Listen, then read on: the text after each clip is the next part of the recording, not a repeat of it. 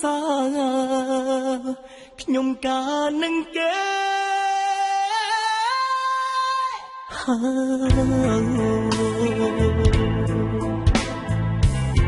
ពុកអើយម៉ែអើយជួយខ្ញុំ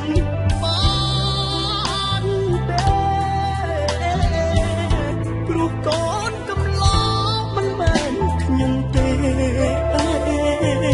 គឺជារូបគេអ្នកមានទ្រព្យស្ដុកស្ដំកម្មវិធីថ្ងៃនេះបើយ៉ាងណាឃើញថាថ្ងៃនេះមានធីមគ្រឿងរបស់យើងបើស្រមពរដល់បទចម្រៀងឡើងបោះស្រែបទចម្រៀងជាចំណងនៅកម្មវិធីរៀបមង្គលជ័យដល់គូស្វាមីភេទពីបរិយជាការគ្រប់ជ័យដល់ធីមគ្រឿងរបស់យើងបើសំឡើងបោះស្រែបទចម្រៀងអូទៅបើសុំគ្រប់ជ័យបងមានចិត្តស្មុំបានត្រឹមធ្វើសសាទីមានលន់ឡាបានអូនធ្វើប្រអពីពីរបងស្នូបងត្រូវធ្វើជាក្នុង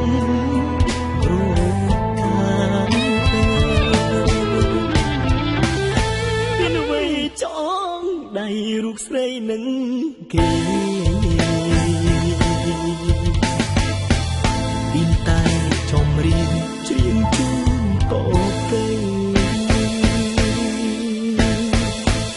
សូមស្រឡាញ់គ្នាដល់ចាសក់ស្កើព្រោះចាប់ពីថ្ងៃនេះទៅបងគ្មានសិននៅឈឺឆ្អាពុកអើយម៉ែអើយនាងការចោលខ្ញុំ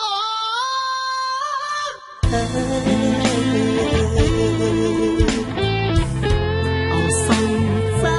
រឲ្យបងរូបបែកណាបងខំប្រឹងច្រៀងទាំងទឹកមេត្រាក្នុងរោងការកុំសាចង់អស់អី